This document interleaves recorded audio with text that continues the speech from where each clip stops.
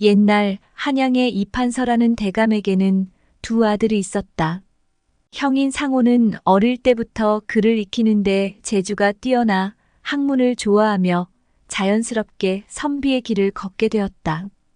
그는 성격이 조용하고 차분하여 언제나 책을 가까이 하며 지혜와 덕을 쌓는 데 힘썼다. 상호는 일찍이 장원급제하여 벼슬길에 올랐고 그로 인해 재상 가문의 자랑이자 모두가 부러워할 만한 아들이 되었다. 반면 동생 강호는 형과는 달리 어릴 때부터 무예에 뛰어나 칼과 활을 다루는 솜씨가 남달랐다. 강호는 글 공부보다는 날렵하게 몸을 움직이는 것을 더 좋아했고 집안 한켠에 있는 훈련장에서 그의 기합 소리가 늘 울려 퍼졌다. 아버지는 늘 강호에게 차분한 형을 본받으라며 꾸짖었지만 강호는 아버지의 말을 흘려듣고는 아버지 몰래 밖에 나가 무예 연습을 하거나 말을 타며 활쏘기를 즐겼다. 하루는 형 상호가 동생 강호를 불러 타일렀다. 강호야, 매일 밖으로만 나가 놀지 말고 이제는 학문에 힘써야 하지 않겠느냐? 아버지께서는 내가 나라에 큰 일을 할 수 있는 인재가 되기를 바라신다. 우리 가문의 명성을 더욱 빛내기 위해서라도 이제는 학문에 매진할 때가 된 것 같다. 상호는 동생을 걱정스러운 눈빛으로 바라보며 조심스럽게 말했다. 강호는 형의 진지한 표정을 보며 잠시 망설였지만 이내 솔직하게 속마음을 털어놓았다. 형님, 저는 형님처럼 학문에 큰 관심이 없습니다. 제가 진정으로 바라는 것은 용맹한 무인이 되는 것입니다. 책을 보면 글자는 눈에 들어오지 않고 머릿속에는 달리는 말과 활 쏘는 모습만 떠오릅니다. 상호는 잠시 침묵하더니 한숨을 내쉬며 말했다. 어허, 큰일이로구나. 하지만 내가 무엇을 좋아하는지, 무엇을 하고 싶은지는 내가 잘 알고 있다. 그렇지만 강호야, 우리 가문의 책임도 가볍지 않다는 것을 알아주었으면 좋겠다. 너의 꿈을 응원하고 싶지만 형으로서 내가 조금 더 신중하게 생각해보기를 바란다. 이렇게 해서 이판서집 두 형제는 서로 다른 성향과 꿈을 가지고 있었다. 형 상호는 학문을 사랑하는 선비였고 동생 강호는 무예를 사랑하는 용맹한 무인을 꿈꾸고 있었다. 한편 건넌마을 대제학의 집에는 세 딸이 있었다. 두 언니는 여성스럽고 양반집 교수다운 모습이었으나 셋째 딸인 민영은 달랐다. 민영은 말타기와 무예를 좋아하며 매우 활동적이었다. 민영은 아버지 몰래 밖으로 나가 무예를 익히고 말타기와 활쏘기를 즐겼다. 그녀는 호위무사인 사촌 오빠 태수를 졸라 함께 들로 나가 무예 연습에 열중하곤 했다. 태수는 임금님의 호위무사로서 무사가 되기 전 연습하던 산속의 조그마한 오두막에서 민영에게 무예를 가르쳐주곤 했다. 민영의 아버지가 알게 되면 큰일이 날 것이 분명했지만 민영의 간곡한 요청에 태수는 어쩔 수 없이 그녀에게 무예를 가르쳤다. 어느 날 민영은 혼자서 태수의 오두막집에서 무예 연습을 하고 있었다. 땀을 닦으며 잠시 쉬고 있던 민영은 조용하던 숲속에서 갑자기 들려온 부스럭거리는 소리에 깜짝 놀라 칼을 집어들고 문을 열었다. 밖에는 낯선 사내가 서 있었다. 그의 옷차림은 검소했지만 그 눈빛은 예사롭지 않았다. 니시오? 니신데 남의 집을 몰래 염탐하는 것이오. 민영은 당황한 기색을 숨기며 다짜고짜 칼을 휘둘렀다. 그녀의 칼이 번쩍이며 사내를 향해 날아들었지만 사내는 놀라운 속도로 몸을 틀어 민영의 공격을 피했다. 민영은 그가 만만한 상대가 아님을 직감했다. 나는 침입자가 아니오. 그대는 누구인데 이곳에 있는 것이오? 사내는 민영의 두 번째 공격을 피하며 차분한 목소리로 물었다. 알 바 없소. 민영은 자신의 신분이 드러나지 않도록 공격을 멈추지 않았다. 그녀는 칼을 다시 높이 들고 사내를 향해 내리쳤다. 그러나 사내는 여전히 싸울 의도가 없는 듯했다. 그는 강한 한 방으로 민영의 칼을 쳐내며 말했다.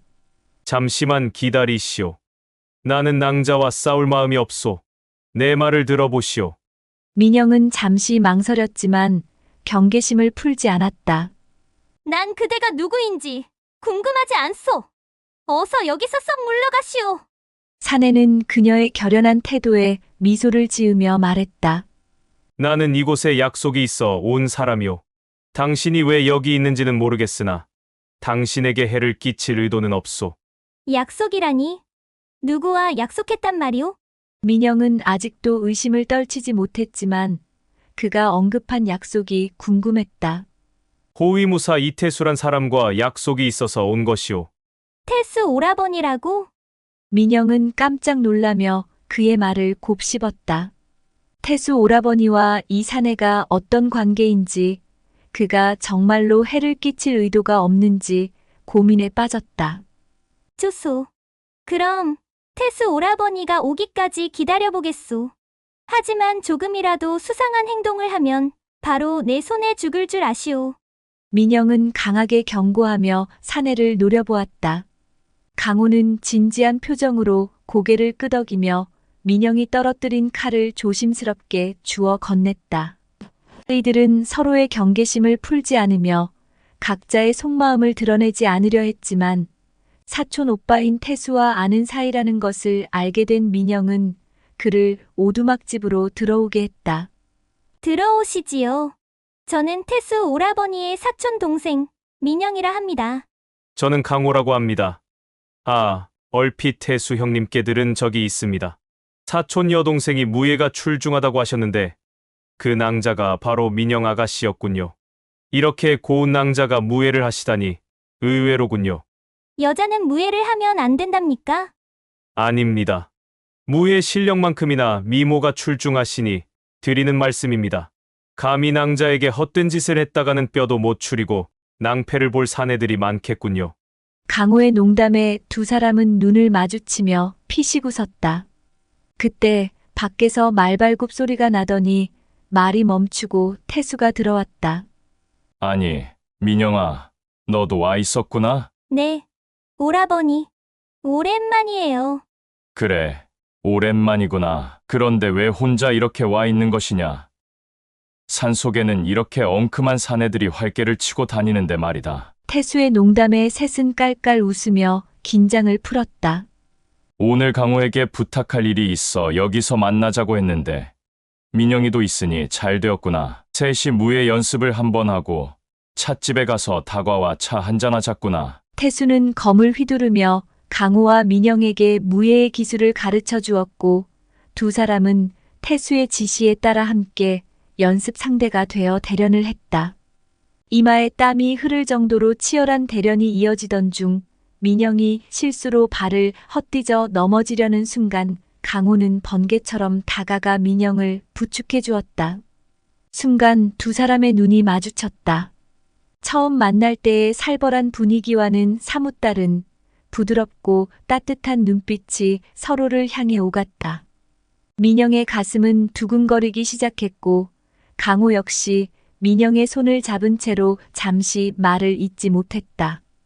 두 사람은 묘한 감정에 휩싸였지만 이내 서로의 손을 놓으며 어색하게 미소를 지었다. 처음 만났을 때는 경직된 분위기 속에서 서로를 경계했지만 이제는 서로의 외모와 인성에 자연스럽게 끌리기 시작했다. 민영은 강호의 강직한 성품과 따뜻한 마음씨에 매료되었고 강호는 민영의 용감하고 활달한 모습에 호감을 느꼈다. 그 후 두 사람은 틈만 나면 오두막집으로 향했다. 그곳은 이제 단순한 무예 연습의 장소가 아닌 서로의 마음을 확인하는 비밀스러운 만남의 장소가 되었다. 태수와의 약속이 없는 날에도 두 사람은 오두막집을 찾아가 무예를 핑계로 함께 시간을 보냈다. 처음에는 무예 연습을 하는 척하며 서로의 손길을 느끼고 함께 나란히 앉아 대화를 나누며 서로의 마음을 깊이 알아갔다. 어느 날 강호는 무예 연습을 끝낸 후 민영을 바라보며 조심스럽게 입을 열었다. 민영 낭자. 나는 이제 이곳에 오면 무예보다 낭자와 함께 있는 시간이 더 기다려진다오. 그의 고백에 민영은 얼굴이 빨개졌지만 마음속 깊은 곳에서부터 올라오는 기쁨을 숨길 수 없었다. 저도 그래요. 도련님과 함께 있을 때면 시간 가는 줄 모르게 즐겁답니다. 두 사람은 서로의 마음을 확인하며 무예 연습이 끝난 후에도 오두막에서 함께 시간을 보냈다. 함께 나무에 기대어 앉아 숲속의 바람을 느끼고 때로는 손을 맞잡고 조용히 걸으며 대화를 나누었다. 그들은 서로의 마음속에 자리 잡은 연정을 확인하며 오두막집에서의 비밀스러운 만남을 소중히 여겼다. 그러던 어느 날 민영의 아버지가 뜻밖의 소식을 전해왔다. 명망 높은 가문의 아들과 민영의 정략 결혼을 계획하고 있다고 하였다. 민영의 마음이 다른 사내에게 향해 있다는 것을 전혀 모른 채 아버지는 명망 높은 가문의 아들과 혼인을 추진하기 위해 매파를 통해 일을 진행하고 있었다. 민영의 마음은 순식간에 무너져 내렸다. 강호를 향해 있는 자신의 마음을 생각할 때마다 가슴이 답답하고 슬픔이 밀려왔다. 민영은 깊은 고민에 빠졌다. 한편으로는 아버지의 기대에 부응해야 한다는 부담감이 크고 다른 한편으로는 강호에 대한 연정을 포기할 수 없다는 마음이 그녀를 괴롭혔다. 민영은 밤마다 잠을 이루지 못하고 강호와의 추억을 떠올리며 눈물을 흘리곤 하였다. 며칠을 고민한 끝에 민영은 아버지의 뜻을 거스를 수 없다는 생각에 정략 결혼을 받아들이기로 결심했다. 가슴이 찢어질 듯 아팠지만 마지막으로 강호를 만나 이 소식을 전하기로 마음먹었다. 해질 무렵 두 사람은 늘 무예를 연습하던 산속의 작은 오두막집에서 마주했다.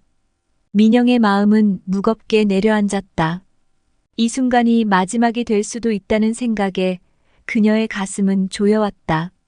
강호는 민영의 눈빛에서 평소와 다른 심상치 않은 기운을 느꼈다. 조심스럽게 다가서며 물었다. 낭자, 무슨 일이 있소? 당신의 얼굴이 평소와 다르오. 민영은 잠시 머뭇거리다 깊이 숨을 들이마시고 고개를 들었다. 그녀의 눈에는 눈물이 그렁그렁 맺혀 있었다. 도련님, 아버지께서 저를 다른 가문의 아들과 혼인시키기로 하셨어요. 그 말을 들은 강호는 순간 숨이 멎는 듯한 충격을 받았다. 그의 가슴은 찢어질 듯 아팠고 민영을 잃게 될지 모른다는 두려움이 그를 사로잡았다. 말도 안 되는 소리요. 민영 낭자, 나는 당신을 절대 다른 사람에게 보낼 수 없소. 강호의 목소리는 억누를 수 없는 슬픔이 담겨 있었다. 민영은 고개를 숙이며 떨리는 목소리로 말했다. 저도 도련님 곁을 떠나고 싶지 않아요. 하지만 아버지의 뜻을 거스를 수 없답니다. 아버지께서는 그 가문과 혼례를 꼭 치러야 한다고 말씀하셨어요. 그 집안의 도련님은 덕망 있고 품이 있는 훌륭한 선비라며 저와의 혼례를 기정사실로 받아들이고 계세요. 강호는 민영의 손을 꼭 잡으며 간절하게 말했다. 민영 낭자, 낭자가 이 혼인이 진정으로 행복할 수 있는 길이라 생각하오. 그 사람과 함께라면 낭자가 나와 있을 때 느끼는 그 연정과 행복을 느낄 수 있을 것 같소? 민영은 눈물을 삼키며 떨리는 목소리로 대답했다. 아니요. 절대 그럴 수 없을 겁니다. 도련님과 함께 있는 이 순간이 소녀에게는 가장 소중한 시간입니다. 하지만 강호는 그녀의 말을 끊으며 단호하게 말했다. 그렇다면 우리 함께 도망갑시다. 이 혼인을 피하고 우리 둘만의 행복을 찾을 수 있는 곳으로 떠나자는 말이오. 당신과 함께라면 무엇이든 해낼 수 있을 것이오. 민영은 눈을 감으며 강호의 손을 꼭 잡았다. 그녀의 마음도 강호와 함께 멀리 떠나고 싶었지만 그 길이 얼마나 무모하고 위험한지 잘 알고 있었다. 그녀는 조용히 대답했다. 도련님과 함께라면 어디든지 갈 수 있겠지요. 하지만 아버지의 말씀을 거역하는 것은 소녀에게 너무나 큰 고통이 될 것입니다. 부모님의 뜻을 저버리는 일은 소녀로서는 감당하기 힘들어요. 강호는 깊은 한숨을 내쉬며 눈을 감았다. 그를 사랑하는 마음과 부모에 대한 도리 사이에서 고뇌하는 민영을 더 이상 설득할 수 없다는 사실이 그를 무겁게 짓눌렀다. 민영 낭자, 내가 당신을 떠나보내야 한다니 내 가슴이 찢어질 듯 아프오. 하지만 당신이 무엇보다도 행복하기를 바라는 내 마음을 알아주시오. 민영은 강호의 손을 붙잡고 눈물을 흘리며 말했다. 도련님, 소녀 역시 도련님을 평생 잊지 못할 것입니다. 이 마음은 영원히 간직하겠어요. 하지만 도련님도 부디 행복을 찾으세요.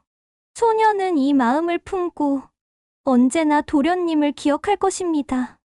두 사람은 뜨겁게 서로를 바라보았다. 눈물이 흘러내리는 민영의 얼굴을 본 강호는 애써 떨리는 손으로 그녀의 눈물을 닦아주었다.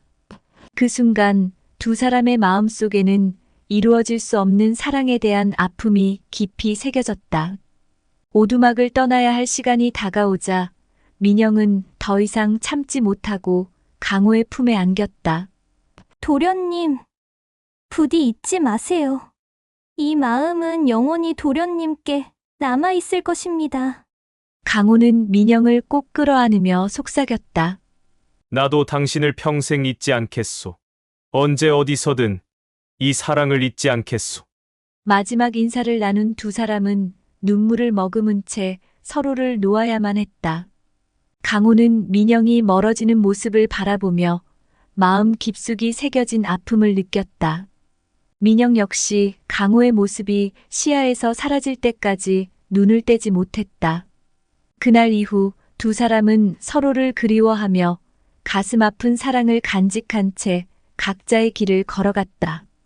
약정한 혼사 날짜가 다가와 민영은 강호를 마음에 둔 채 결국 다른 산에 상호와 혼인을 치르고 첫날 밤을 보냈다. 다음 날 아침 시댁 어른들께 아침 문안 인사를 드리러 시아버지 방에 들어갔을 때 그곳에서 상호에게 하나밖에 없는 동생을 소개받았다. 그 순간 민영은 소스라치게 놀라고 말았다. 상호의 동생이 바로 강호였던 것입니다. 이게 무슨 운명의 장난이란 말인가. 마음에 품었던 사내와 한 지붕 아래에서 몸으로는 형을 품고 마음으로는 동생을 품으며 살아가야 하는 이 여인의 기구한 운명을 어찌한단 말인가. 놀라기는 강호도 마찬가지였다.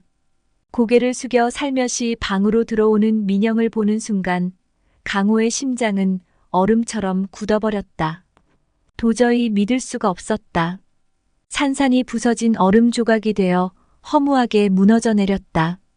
그러나 두 사람은 서로의 연정을 가슴속에 묻고 서로에게 소중한 기억으로만 간직하기로 약속했던 터라 그들은 집안에서 마주치지 않도록 조심하며 감정을 억누르고 지난 일을 감추며 살아갔다. 그러던 중 상호는 임금님의 신임을 얻어 청나라 사신으로 뽑혀 막중한 임무를 띠고 청나라에 가게 되었다.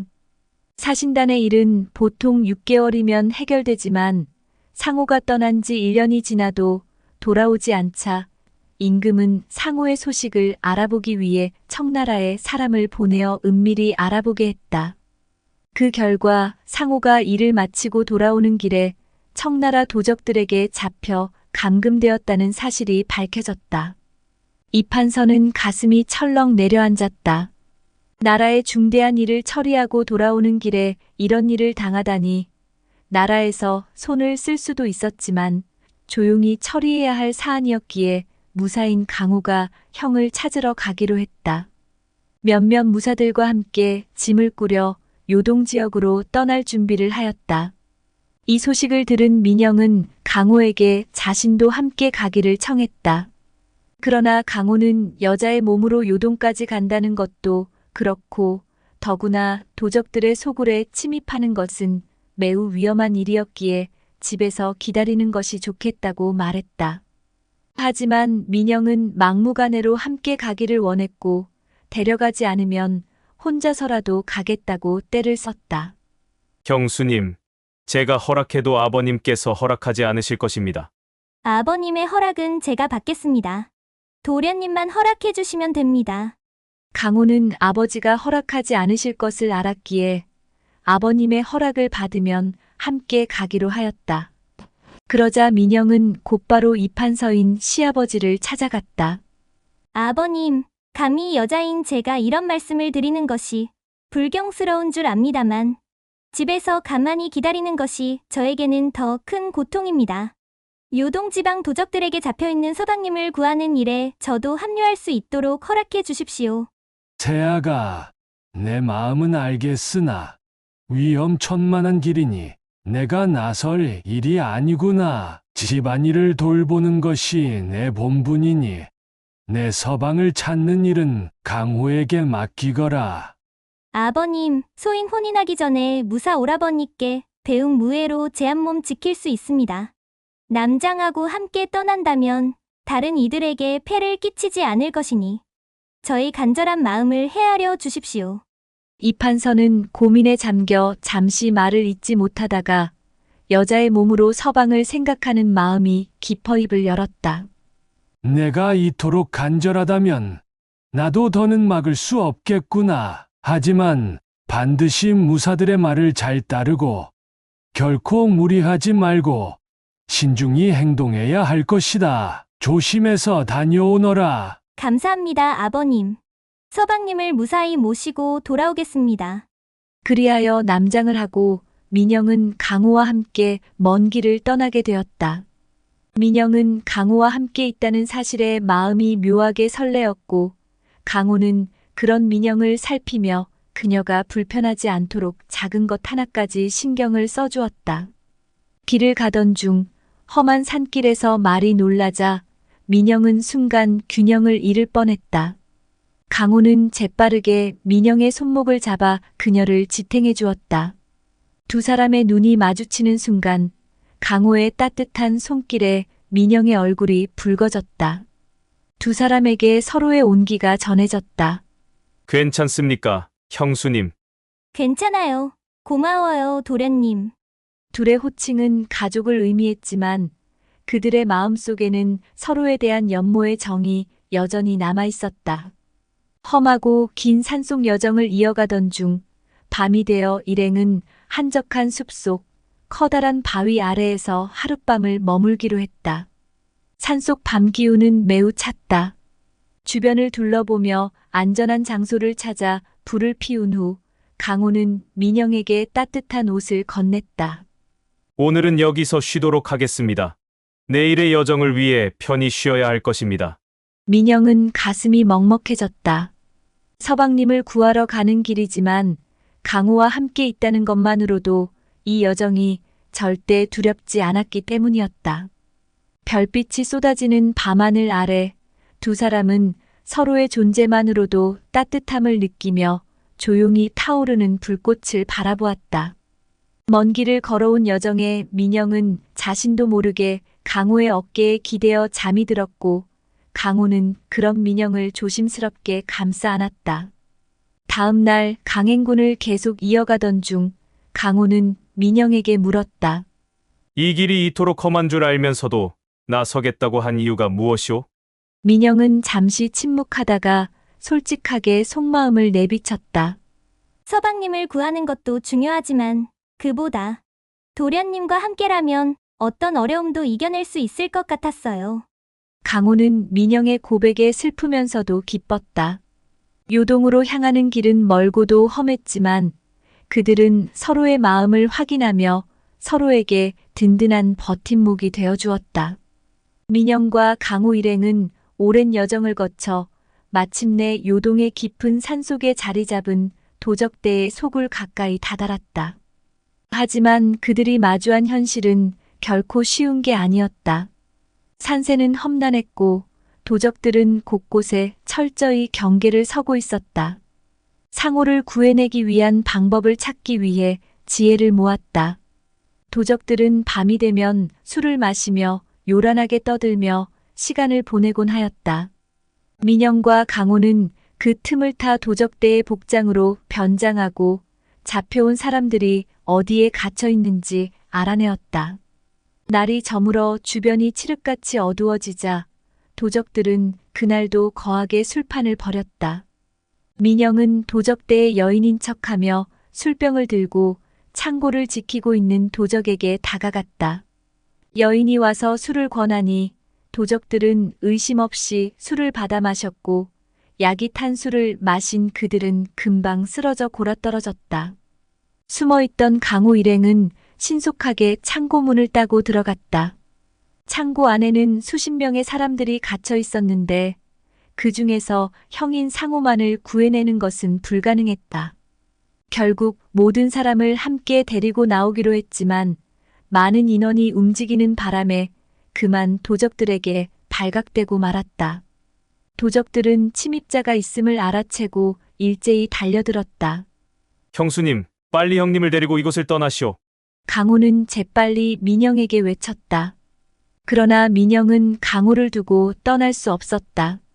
저 많은 도적들을 상대하기에는 호위무사 몇 명만으로는 역부족이었다. 도망치지 않으면 모두가 위험에 빠질 것이 분명했다. 도련님, 당신도 같이 가야 해요. 말이 두 필밖에 없지만 같이 떠나야 해요. 민영은 다급하게 말했다. 그러나 강호는 큰 소리로 말하였다. 형수님, 시간이 없어요. 형님과 함께 떠나시오. 내가 저들을 막고 있을 테니 두 분은 이곳을 벗어나야 해요. 내가 함께 가지 않으면 모두 잡히고 말 것이오. 어서 떠나시오. 상호는 강호의 결연한 표정을 보고 머뭇거렸다. 강호야, 너를 두고 갈 수 없다. 같이 가자꾸나. 강호는 형의 손을 붙잡으며 간절하게 외쳤다. 형님, 제가 여기서 도적들을 막고 있을 테니 형님은 형수님과 함께 떠나세요. 셋이서 말을 타고 가면 분명 잡힐 겁니다. 저를 믿고 어서 떠나세요. 뒤돌아보지 말고 무조건 달리세요. 민영은 눈물을 머금고 고개를 끄덕였다. 강호, 제발 무사히 돌아와요. 당신을 기다릴게요. 상호와 민영은 더 이상 지체할 수 없었다. 강호의 외침에 이끌려 두 사람은 말을 타고 도적대의 소굴에서 필사적으로 달아났다. 뒤로는 도적들이 점점 가까워지는 소리가 들렸지만 그들은 쉬지 않고 말을 달렸다. 도망치는 동안 민영은 하염없이 눈물을 흘렸다. 그녀는 강호가 그곳에 남아 싸우고 있다는 사실이 가슴을 찢어놓는 듯 아팠다. 강호는 상호와 민영을 지키기 위해 그 누구도 뒤따르지 못하도록 처절하게 도적들과 맞서 싸우고 있었다. 칼날에 몸이 베이고 팔이 잘려나가도 강호는 끝까지 싸웠다. 그는 쓰러져가면서도 민영을 떠올리며 그녀가 행복하게 살기를 간절히 바라며 처절하게 싸우다가 끝내 숨을 거두었다. 한편 천신만고 끝에 집으로 돌아온 상호와 민영은 자신을 구하기 위해 끝까지 싸우다 목숨을 잃은 동생의 소식을 듣고 오래도록 슬퍼했다. 민영은 마음속에는 강호를 품고 몸으로는 상호를 품으며 죽을 때까지 두 남자를 품으며 평생을 살았다. 진정한 사랑은 때로는 마음속에만 간직해야 하는 아픔과 고통을 동반하기도 합니다. 사랑은 단순한 감정 이상을 넘어선 고귀한 것이어서 때로는 책임과 의무, 그리고 희생이 동반되며 우리 삶 전체에 미치는 감당하기 힘들게 작용하는 경우도 있다는 사실을 깨닫게 해줍니다. 시청해주셔서 감사합니다. 구독과 좋아요는 영상 제작에 큰 힘이 됩니다.